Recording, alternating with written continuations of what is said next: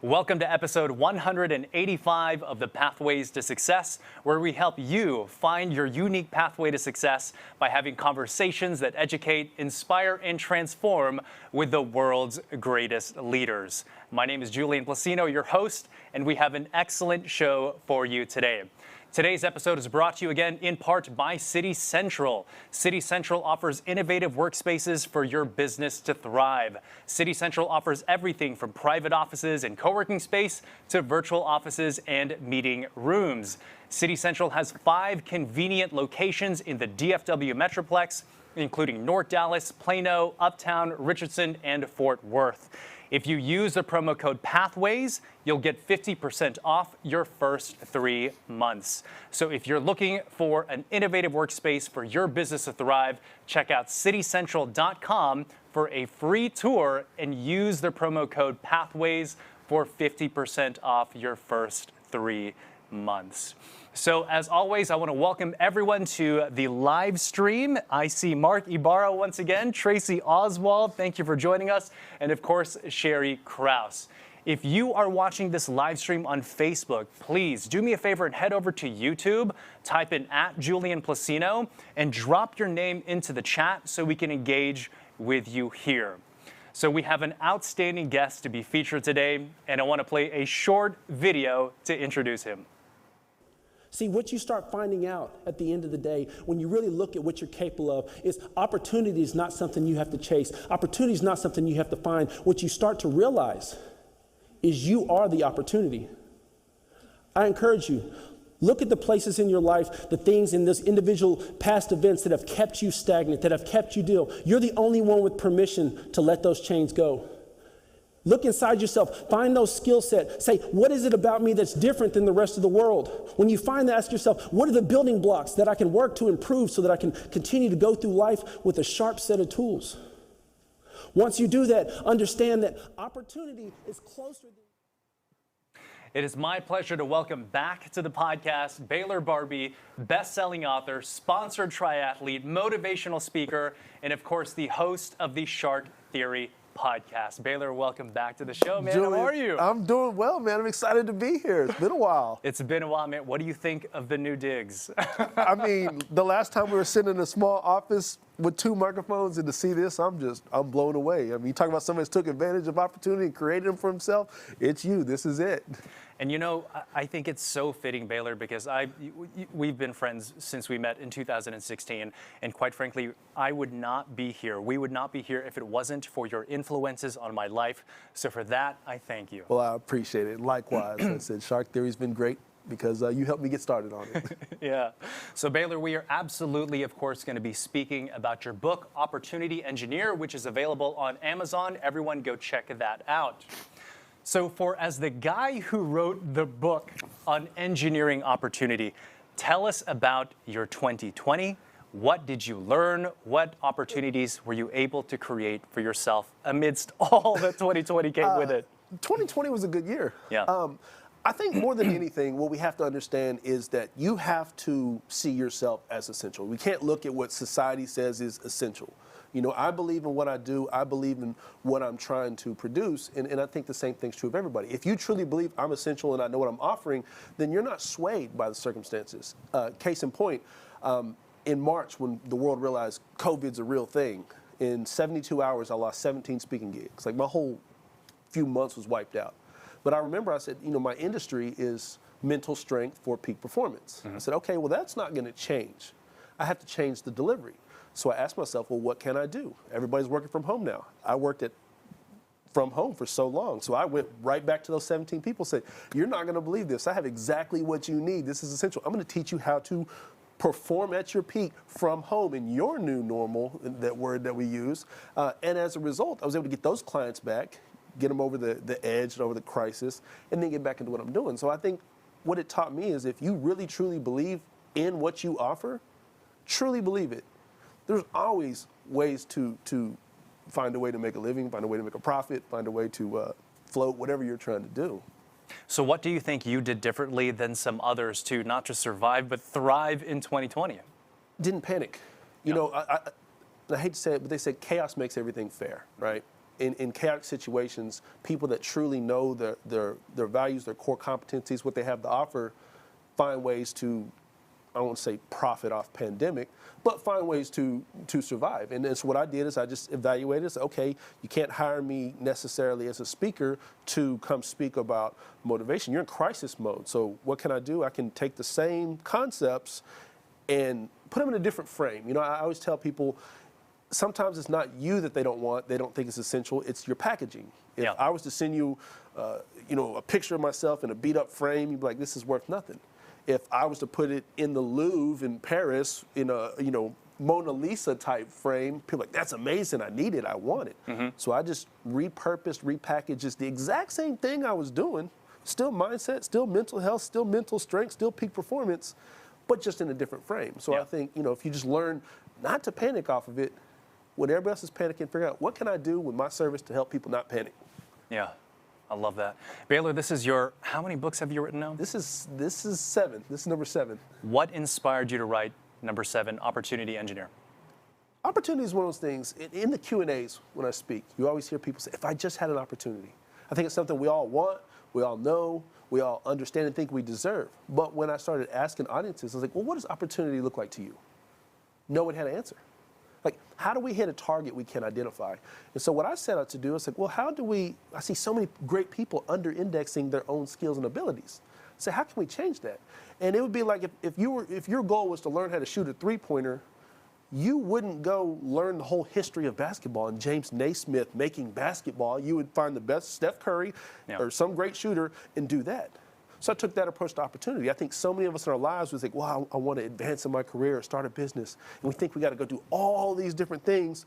versus go straight to it. So what I did was figure out, how can we make this a hard skill, opportunity finding, right? And in hyper focusing on that, which helped me in 2020, right? And try to be a living proof of that. So what I want to do is make it a hard skill for myself and others so that we don't under-index our own lives. Yeah. Baylor, this is why I think you are a fascinating character, and I've told you so many times, is that we come from very different backgrounds. I come from a corporate background.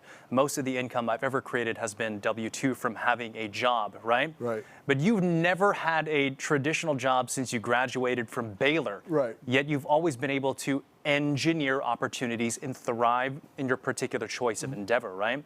So I want to help sort of shape and tell the story. If your life was a documentary, was there a formative time early in your youth where you can definitively point to and say, this is where my pathway to success began? Well, I had a great family structure, right? Yeah. But we were all, my siblings and parents, we were athletically gifted and we always won. That wouldn't make for a good documentary, though. I think if I had to start a documentary, I would start a few years after I'm done playing college football. Because in football, I mean, my name's Baylor. I played football at Baylor. Everything, everybody tells you you're great. Yeah. A few years after that, I'm no longer an athlete. I had a long-term relationship that ended. So all of a sudden, who am I? Like, who's Baylor Barbee? I'm no longer this athlete. I'm no longer this star. I'm no longer any of these things. And where I think I would start the documentary is the day I was honest enough to ask myself, now what? And that was, luckily, I took the pathway towards success. And what was the answer to now what? What were some of the insights after digging deep and creating more self-awareness? My dad likes this Jim Rohn quote, says, stand guard at the door of your mind. And so what I was able to do is, we all have these negative thoughts. I was dealing with depression. I was dealing with all these things. But we look at our thoughts, our behaviors, different things like that. But there's a step before that. I call this, I looked at my reservoir of well-being, my reservoir of self. And what I mean by that is this. You can have good or bad thoughts every day, but those thoughts have to pull from somewhere. In 2 days, I have this 50-mile race. I can only pull from the fuel of what I put in my body. I can't pull from what you ate tonight or tomorrow. So the same thing with thought. You have to put yourself in a position to where you're not poisoning your own water. So that when life gets hectic, if you wake up late and you're doing these things and all of a sudden everything seems like going wrong, you're pulling from a poison well. So what I always do is even when I was down, I tell myself, I say, we got to pull from the right spring. I got to, clear my mind. I have to give myself the proper mental tools, even if you have to sit back and lie to yourself in a positive way. Like, hey, you know what? This is an amazing day. Like, it's a great day. And you'll be surprised. It turns into an amazing day because that's where your thoughts now. Your thoughts like, okay, I'm pulling from a reservoir of good things, positivity, opportunity, versus doubt, insecurity, fear, crisis, panic. So what was the first business that you started? How did you first take an idea and monetize it? What did that look like? I was, coming out of college, I was rapping. You were rapping, that's right, you're a musician. Yeah, I was rapping, but you know what I did? I knew, okay, rent cost this much. Yeah. Back then you had to burn CDs and you had to print the labels and smash them down. Yeah, but I knew how much it cost to buy CDs. Yeah. I knew it was cheaper to buy a new printer than to buy ink. So I knew how many CDs I had to sell and means how many people I had to reach. It wasn't like a grandiose plan. I knew what I had to do to survive.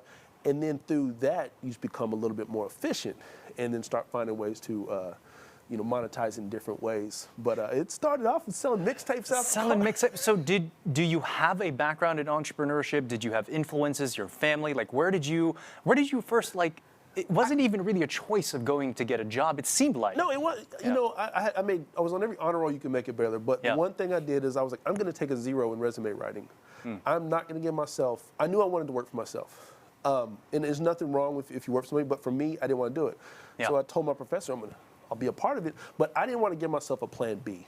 I didn't want, if it got tough, I'll just put my resume. I don't own a resume. To this day, plan B was make sure plan A works. And I just never deviated from that. So it was music, and then what? Because where is that gap from selling your first CD to then becoming? Well, it was funny. Ego played a role in it. My freshman year, I'm not used to not getting interviewed, so you redshirt in football. And what does redshirt mean? Redshirt means you don't play that year. You pretty much just practice. Okay, yeah. And so as a result, I'm not getting any media interaction, nothing like that. I said, I'm going to figure out how to make my own website so the fans can talk to me.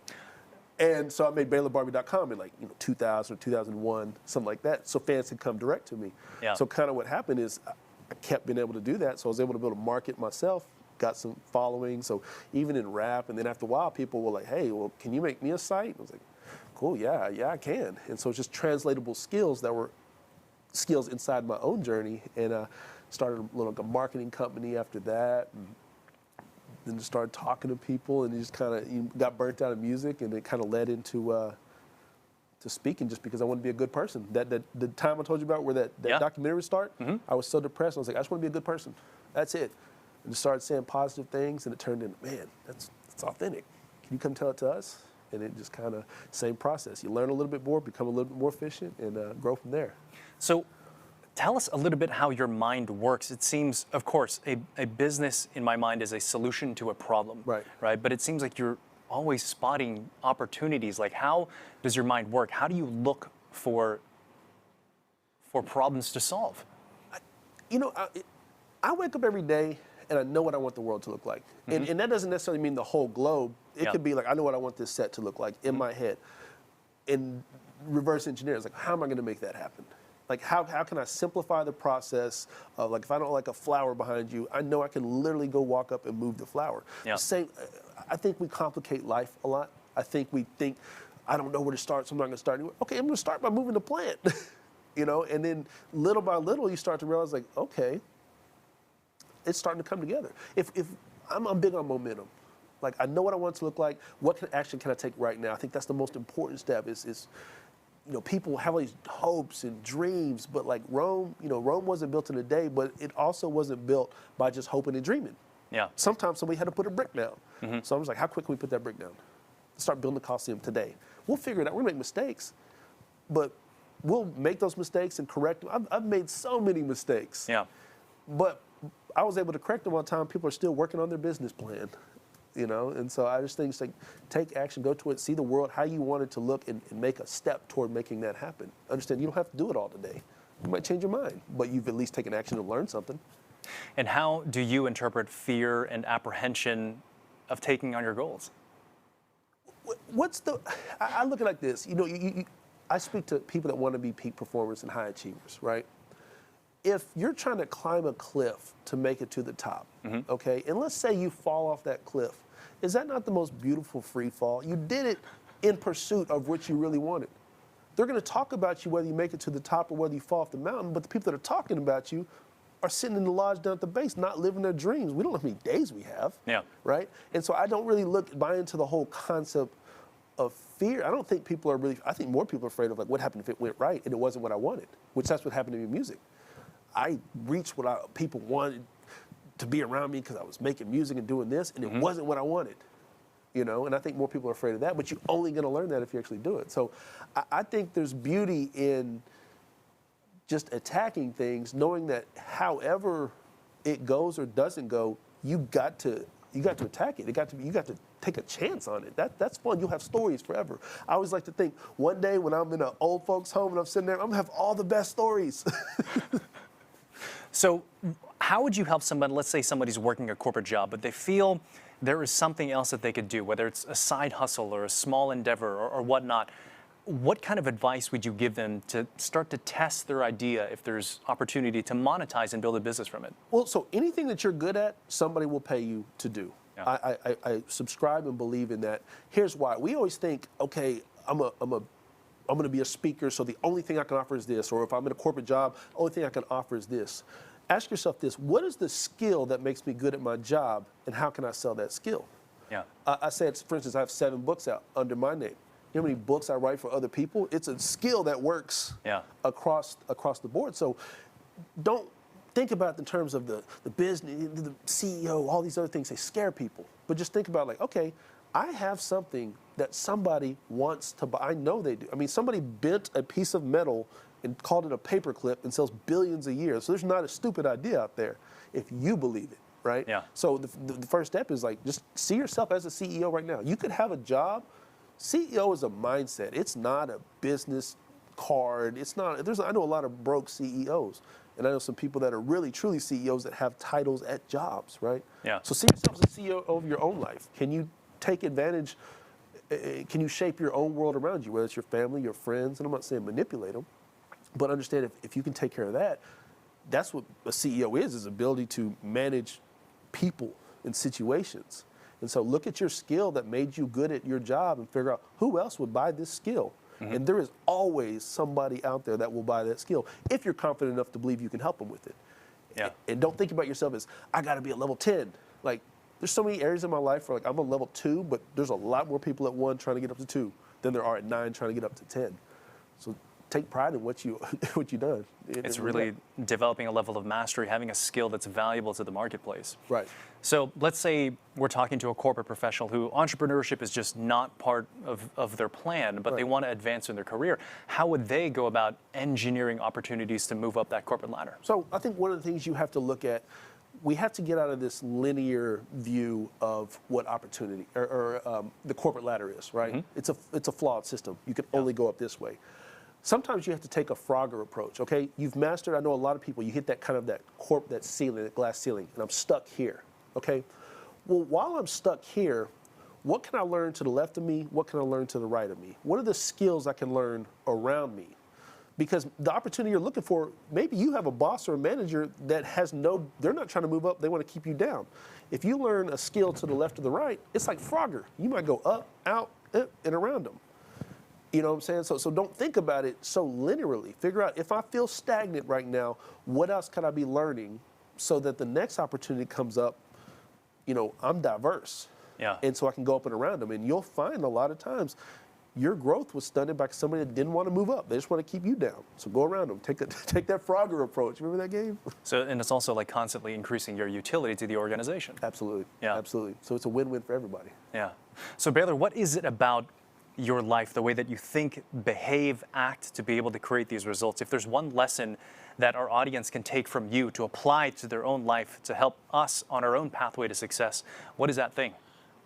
I think you have to truly develop your mental grip strength. Yeah. Your grip strength. And what I mean by that is, like, I'm not the best at a lot of things I do.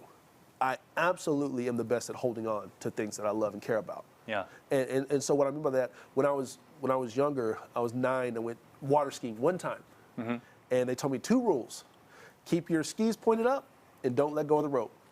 The boat took off, skis flew away, I did not let go of that rope. They probably drugged me through half of that lake before they realized he's not gonna let go of the rope.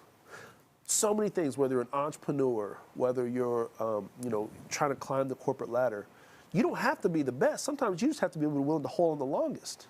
And I've gotten really good at that. I was like, Baylor, no matter how bad this situation gets, I truly believe I'm going to make it to the other end of that lake. I'm going to make it to that goal. I'm going to make it to that starting at whatever the case may be. Yeah. I'm not going to let go of that. That's the one thing you can control in your life is your not quittedness. And so, like I said, focus on your mental grip strength. I will not let go no matter how bad it seems, because if it's bad for me, other people for sure going to quit. It's bad for them too. This is 100% that I believe in you being your friend. I've seen the mental toughness in action. Baylor, you are a sponsored triathlete. Tell us about the race you're about to do. So I have this, me and my brother have a 50-mile trail run. It's called the Rocky 50 Trail Run. We signed up for it, I never even ran on the trail. But again, it's why do a 50-mile race? To test the mental strength. Yeah. It's not a physical race. The miles, they're going to be terrible, right? It's cold, it's been 20-something degrees, but I'm going to learn so much about myself, and that's why we're doing it. So the things I talk about, increasing your mental grip strength, you have to do things to test that. But that's exactly the point, is because you're 6'3". Triathletes don't come into your size, and that's why I know it's like you must go through excruciating pain to be able to finish these endurance races, right? Right. So is there a way to practice your way to mental strength or grip strength, as you mentioned? A step at a time. Yeah. But a mile or a marathon, you get there the same way. Literally a step at a time. And I'm learning, but in taking those steps, like there's things I've learned now that I never would have learned had I done this 50-miler. Like I didn't know that people could run half marathon on a random Wednesday morning. Just things you have to, but you can only learn from literally stepping out. There's so much fun in getting out of your comfort zone. Yeah. Because you're aware. You're not aware when you stay in your lane. That's the problem, and I think so many people don't realize how much life there is out there to live and things to do because we stay in our lane. Society says stay in your lane, climb the ladder. Those are flawed philosophies. It's like when you drive somewhere for the first time that's new, you're aware of everything. You see it all. Life's the same way. Opportunity, it's in your lane too, but you're so used to staying in your lane that you miss it. So just stepping out doing wild stuff. I mean, I don't say you have to go run 50 miles. Yeah. But you are going to learn something about yourself that you can then come back and apply it to. I mean, my podcast for 6.5 months has pretty much been about this crazy stuff that I learned. Yeah. I mean, first time I did a night trail run, every sound I heard, I'm like, that's a Tyrannosaurus. It's over. They got me. And it was like a bunny or something like that, you know. But you have to step out of your comfort zone to learn that. I love that. I love that. Baylor, we're going to take a quick commercial break to hear from our sponsors. Before we do, though, I want to say what's up to Billy Placino, to C. Knox, to Chris O'Connor. Thank you very much for joining the live stream. During the commercial break, I want you to start to think of some questions that you'd like to ask Baylor. This is something he rarely ever does, which is provide high-level consulting of how to take your idea, turn it to create monetization, and to engineer your own opportunities. So when we come back, Baylor Barbee's Keys to Success. Transition out of your career and do something tech related. CodeUp is the place for you. When I came to CodeUp, I was actually working at a chain hair salon. It was just starting not to be for me anymore. My goals were to never work a weekend ever again, to have full health care and benefits, and to just have more time with my son. And now I've met all of those goals. I don't have any regrets. I just regret not coming sooner when I saw those billboards when I was driving down the highway.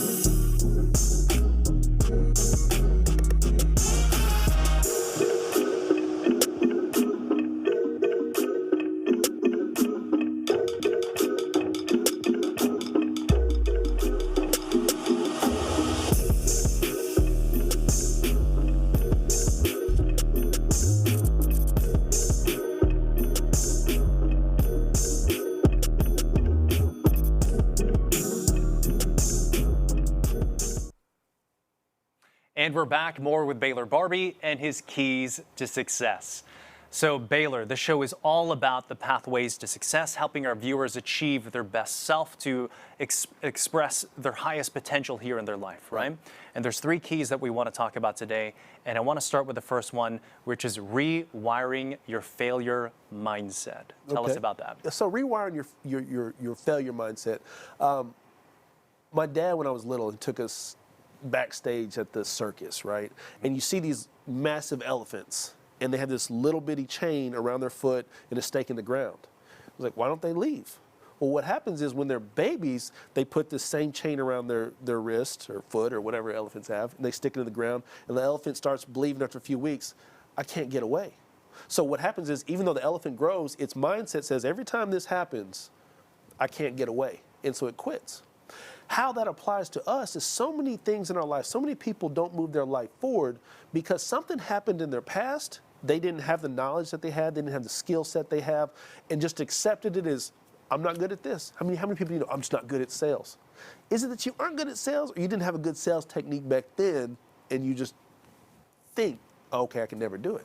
So what we have to start to do, this rewiring this failure mindset, is we have to understand all of us have more experience now. We all have more knowledge. We all get stronger every day. Sometimes what we need to do is revisit things from our past that didn't work then, knowing who we are now is a little bit different than then. We don't want to be those elephant who's just stuck, right? Yeah. And so the first thing you have to do is asking yourself those hard questions. Like I told you earlier in the show, I had to ask myself, now what? You know, I had to come to some grips. Okay, maybe, Baylor, your ego has put you in some bad situations. Perhaps you were too reliant, you were too standoff. You have to have these things. I said, but you're not a bad person, Baylor. You just did things wrong. So in doing that, if you start asking yourself that hard question, is it true that I'm not good at this? I mean, next time you tell yourself, I'm not good at something, is that true? Or was it just a situation in your life where you didn't get the results you want? And that's going to start chipping away at some of that, like the insecurity and the doubt in your mind. How do you know when you need to be continue to be persistent in a particular endeavor or to change the game. You know what I mean? Right. To me, do you love the path that you're taking? Yeah. I'm not saying that the actual day-to-day. There's things in my career I don't necessarily like to do, but I love the end result. I think what it comes down to is you ask yourself, if I keep pushing on, if I get to my end result, am I actually going to love it? And the reason you have to ask yourself is this. So many people believe their career should be something because somebody else told them that. That's what you need to do. Yeah. And so you're going through life, you're not happy, you're chasing it, and you never stop to think, if I actually get there, am I going to be happy? And because if not, that's where you need to pivot. And it's okay to pivot. People tell you stick with one thing. I'm all over the board. I just take what's fun to me. I'm like a squirrel. Like, that looks fun, right? But if I like it, I stay with it. And I believe people like, joy comes when you love what you actually do. Yeah. And I don't think we talk about that enough. But in staying that, and kind of the analogy we used earlier, if you're going to something, you're not getting the result you want, but you still want that result, maybe the pivot is, okay, I'm going to go around this obstacle. You don't have to fight every obstacle. Yeah. We can go around some of them. Can you give us an example of how you have recently rewired your failure mindset? How did you do it, and what are the results? Okay, so in running, I used to believe the only way for me to do endurance, last time I did a marathon, I thought I could run for 1 minute and walk 30 seconds. Like, there's no way I could just keep running for a certain amount of distance. Yeah. And then my brother and I, brother hired this Olympian coach, and he said, okay, you're not doing that anymore, you're running now. What do you mean? And he said, you have a 15-miler, go. But he didn't give us an option. And so what I learned from that is, like, sometimes you got to quit giving yourself options to minimize your ability to do things. And so that day, my brother and I, we're talking about it, like, I can run 15 miles without stopping, but my failure mindset was thinking, because I'm 6'4", 250 pounds, this is the only thing, because of my knee, all the things society says, your knees, your hips, your ankles, you can't do it, it's too much stress, too much pressure, until somebody that had been there, somebody had done it, like you talk about mentor says, no, this is what you're going to do.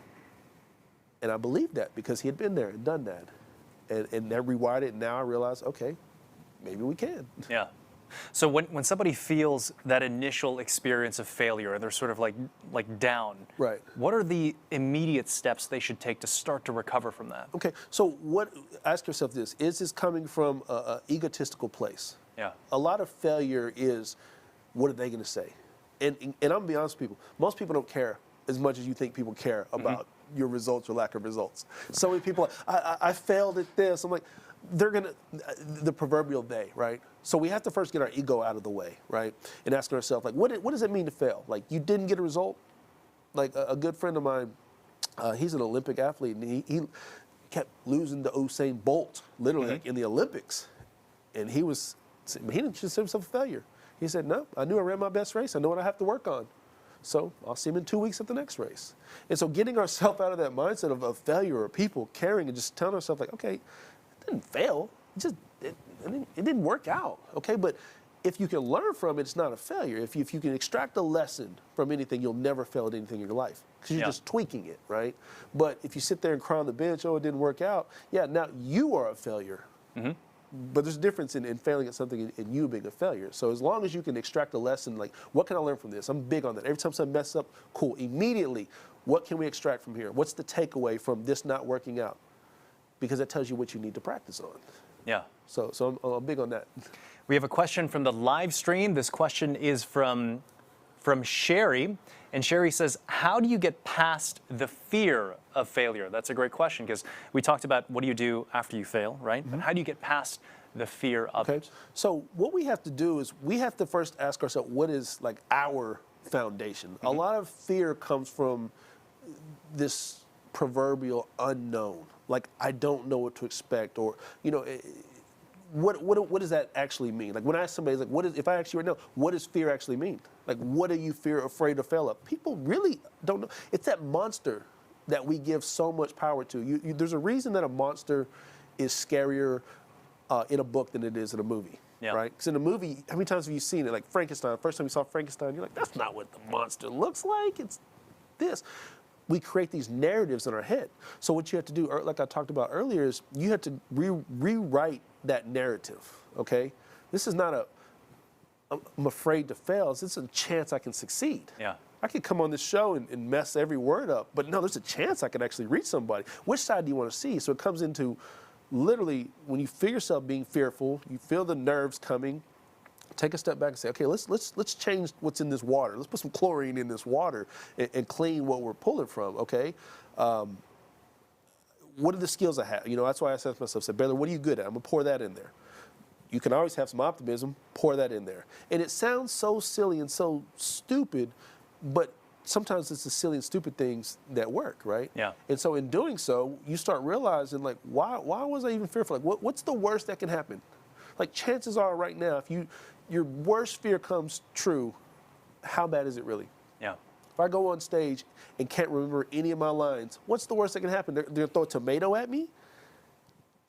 In doing so, you start finding that most of our worst fears, even if it happened, couldn't even be as bad as we think. It's kind of stupid. Yeah. So, you know, getting out of that mindset, filling your tank with what could happen, play the positive what-if game. Quit saying, what if it went wrong? It's like, okay, what if it went right? Yeah. And it's something I'd like to add to the conversation. And Sherry, you've been tuning in every single week. Thank you so much for supporting the show. In my own personal experience of overcoming failure, I think it helps to really have a reason. Like, it's often discussed as your why, right? If you have a mission and purpose. Because when I decided to make that choice to leave corporate America and start my own business, I was actually more afraid of what I was going to become if I chose to stay the same instead of changing. So I had a real vision to do something great with this platform that I've created, and that's what allowed me to push past that fear. And just like Baylor said, once you start taking action in the direction of your fear, you start to realize it's not that bad. And every time you go past it, you sort of grow and expand. So thank you, Sherry, for your question. So key number 2, Baylor, is building the opportunity window. Right. Where do you want to start with that? So, you know, I don't subscribe. I hate when people say, I'm going to miss the window of opportunity. A window of opportunity says I have to be in the right place at the right time, the right circumstances. Everything outside of me has to be there in order for me to be successful. I don't believe in that. Yeah. So what I look at, I said, well, if I built the window, I get to decide when and what comes in it, what I see. But how do we do that is this. If you've ever been to Colorado, been to the Rockies, you look up at some of these major looking cliffs and you see these mountain goats just chilling on the side of cliffs. Now, as a spectator, you look and say, that's crazy. What if they fall? How'd they get up there? What are they doing? But mountain goats aren't worried about that because they know that their hooves make it so they only need 2 inches of space in order to balance themselves. They know that on the side of a cliff, predators can't get them. They can take naps. The salt and the things that they need to survive is right there. They know their foundation. What we have to do is the same thing. We have to ask ourselves, and a lot of this comes into the fear deal. We're fearful because we don't know what our foundation is, our opportunity finders, our opportunity toolkit, so to speak. Like, once you start to double down on that, like, be like the mountain goat. Like, the world can call you crazy, but if you know what you're made of, you know what you have to offer, you're not worried about that. I want you to call me crazy. That's good. People, like, for instance, me, I was like, okay, pretty good at putting some words together. I'm just going to do that. Like, it doesn't have to be complex, you know, and I think that in doing so, how you can start to sharpen that, you know, you have the tools to build it. You start realizing, okay, I'm good at something. Got rid of some of those limiting beliefs we previously had. Is like, I study samurai warriors, right? I always wanted to be one. So samurais, though, they didn't believe their soul was in their body. They thought their soul was in their sword, right? And so that being said, they didn't even want fingerprints on it. You know, they stayed with them everywhere they went because the soul of who they were, what they represented, was in that sword. You think about, you take that one thing you're good at, whatever it is in the world you're good at, and pretend that the soul of who you were, your legacy, everything that you represented, everything you're ever going to be remembered by is in that action. How much more serious are you going to take it? Words matter to me. That's what I do for a living. They matter to me, right? Yeah. And in doing so, you're going to want to sharpen that blade. And in sharpening that blade and in sharpening that skill and understanding what you are, you start realizing, you think about these samurai warriors, from the time they're 3 years old, they're learning how their blade works, what they can do with it. Opportunity, once you start removing those beliefs, you start looking at your tool set, you start sharpening that tool, you start to realize, I can actually do things I didn't know I could do. Yeah. And in doing so, you realize I can touch things I didn't think I could touch. And opportunities start to emerge. So I know you're amazing at words and communication and also language, right? So someone who feels like they're stuck in their career or their business or whatnot, what are some great questions that we could ask ourselves to begin to spot the opportunities around us? Okay, so first you have to do, I'm big on this, like I said, the opportunity skill set first and foremost. And so what you have to first do is like, what are the building blocks of that? Like for instance, I can literally say, okay, I try to be good with words, but there's so much more to words.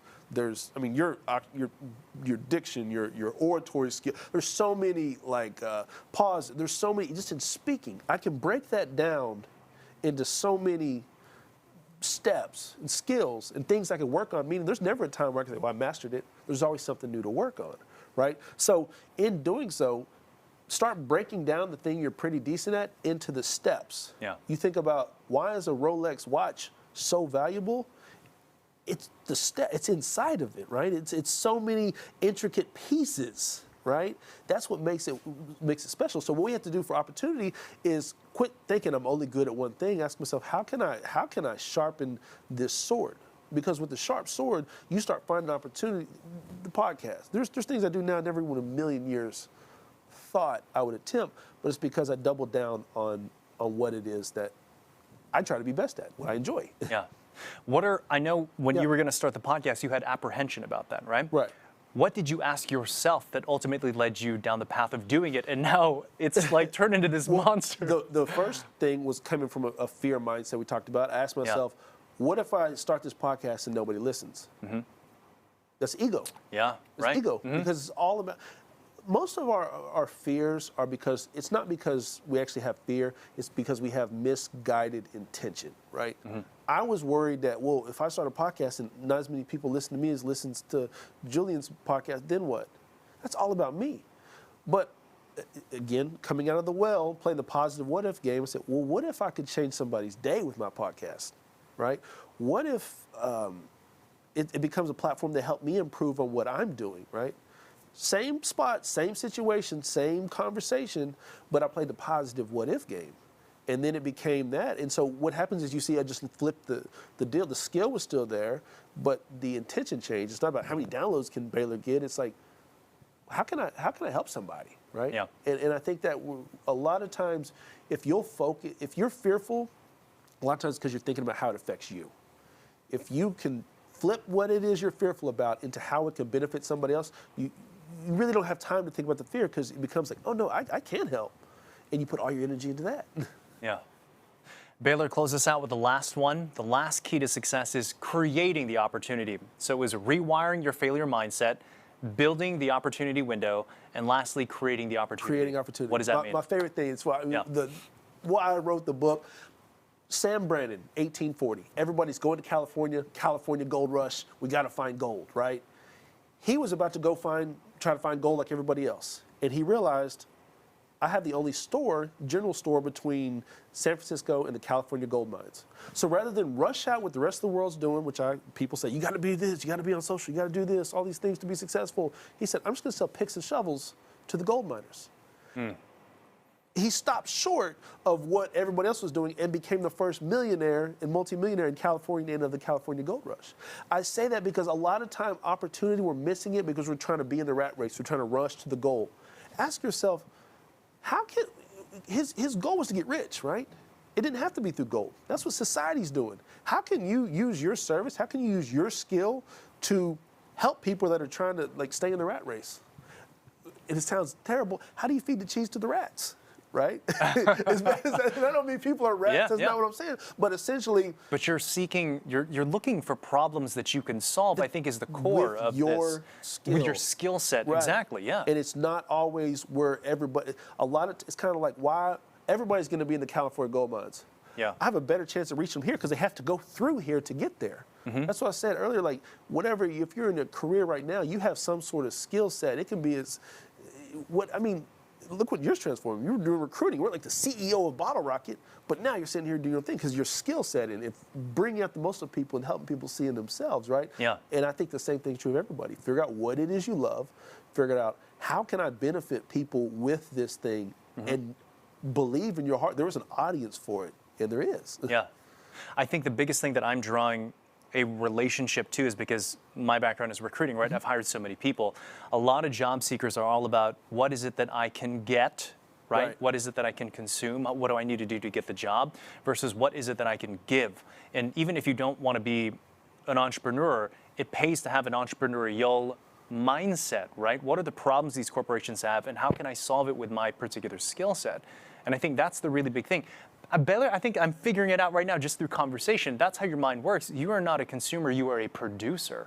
And you produce using your own individual talents and abilities. Right. And yeah, that's a good way of looking And at it. because of that, you can consume everything you want from the abundance of the production that you've created. That's it. And if it doesn't work in the method that you give your skill with, like I said, repurpose it. Yeah. Knock on the front door. If it doesn't work, go around to the side and offer it. I'm put my Domino's hat on, try to deliver pizza. If you don't want it, but put a pizza hat on and try to give you the same thing. Yeah. Baylor, we're almost about out of time here. The show is called Pathways to Success. What is your personal definition of success? Waking up every morning, looking yourself in the mirror and being happy with what you're doing. Yeah. It's so simple. Like all this other stuff is great, but if you find joy in what you're doing and you can look in that mirror and you're happy with, I'm not saying physically where you are, but just like you're happy with what you're doing. Yeah. Like I wake up every day, I'm joyously happy that I get to talk on microphones for a living. I love that. Yeah. So whether it's $1 bazillion or I'm on, not, I'm happy, and that's what success is, and not living life on your own terms. I love it. I love it.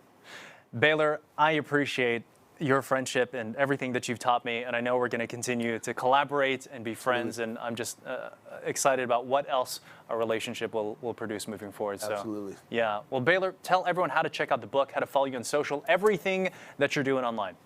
So at Baylor Barbee on literally all the social channels. I have a podcast called Shark Theory. It's daily. It's like 10 minutes to help you kind of look at life from different perspectives, extract the lessons, and Opportunity Engineer and the other books on Amazon, Barnes & Nobles, BaylorBarbee.com, anywhere books are sold. So, thanks, Julian. And we'll make sure to have all your contact information in the show notes as well. And everyone else, thank you all for tuning in to another episode of the Pathways to Success. As always, a big shout out to our sponsors, Code Up, City Central, Dead Soxy, and of course, Focusrite. Without you, this show literally would not be possible. And everyone else for tuning in, hit that bell, subscribe to the show, and we'll see you next week on the next episode of the Pathways to Success.